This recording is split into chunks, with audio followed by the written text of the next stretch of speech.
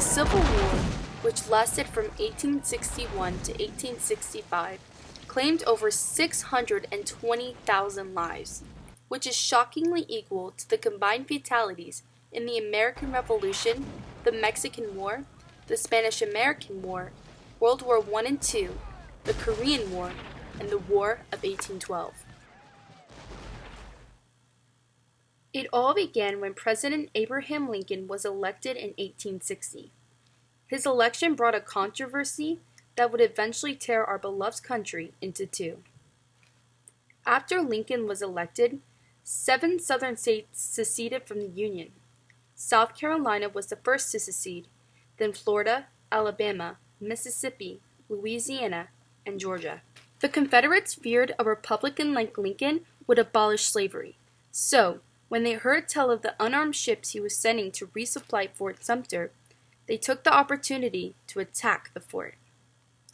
On April 11, 1862, Confederate Brigadier General P.G.T. Beauregard demanded that the United States Major Robert Anderson surrender the fort, but Anderson bravely refused.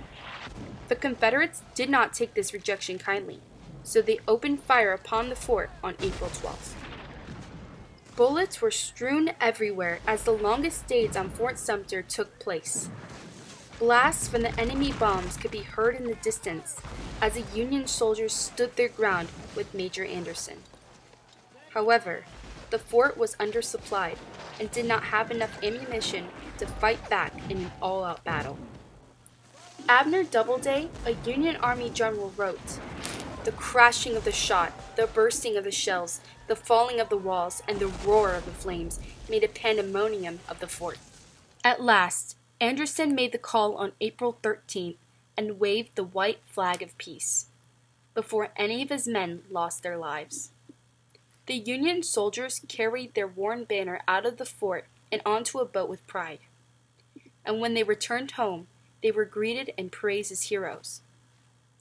This attack was the official start of the Civil War.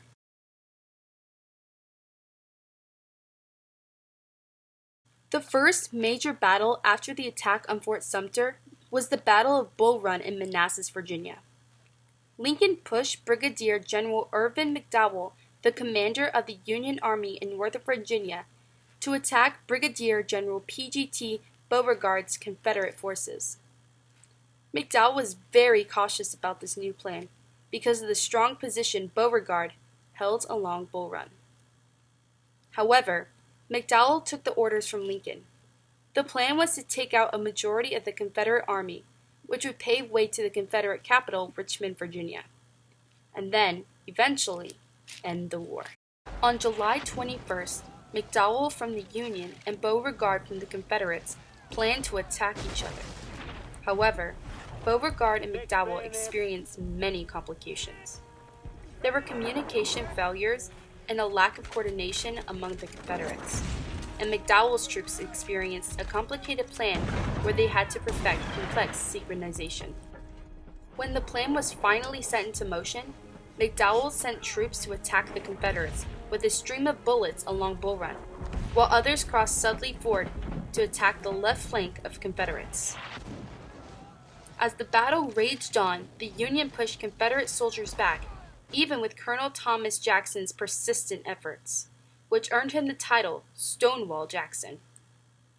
Unfortunately, the Confederate soldiers broke the Union's right flank, and by July 22nd, the broken Union returned to Washington, D.C.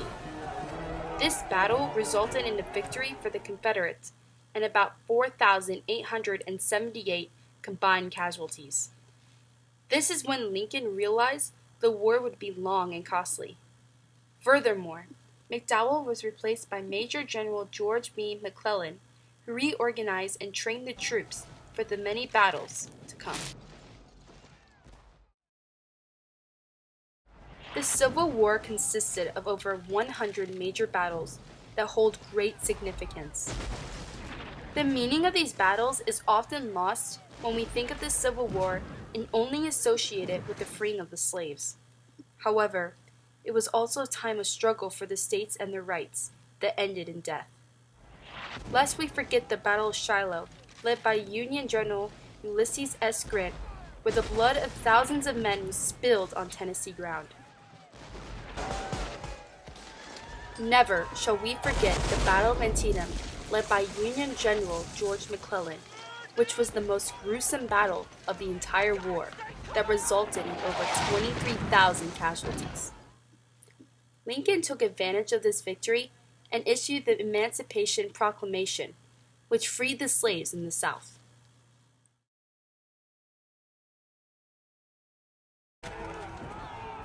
On April 9, 1865, 9,000 Confederate soldiers under Gordon and Fitzhugh Lee waited in the fields west of the village of Appomattox. At first, the Confederates were successful. The Union fell back because they were outnumbered. However, the brave Union soldiers did not give up. They continued to fight and began arriving from the south and west, which completed Lee's encirclement.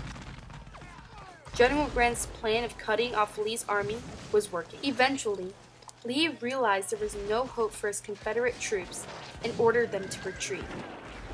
Lee then surrendered the Army of Northern Virginia.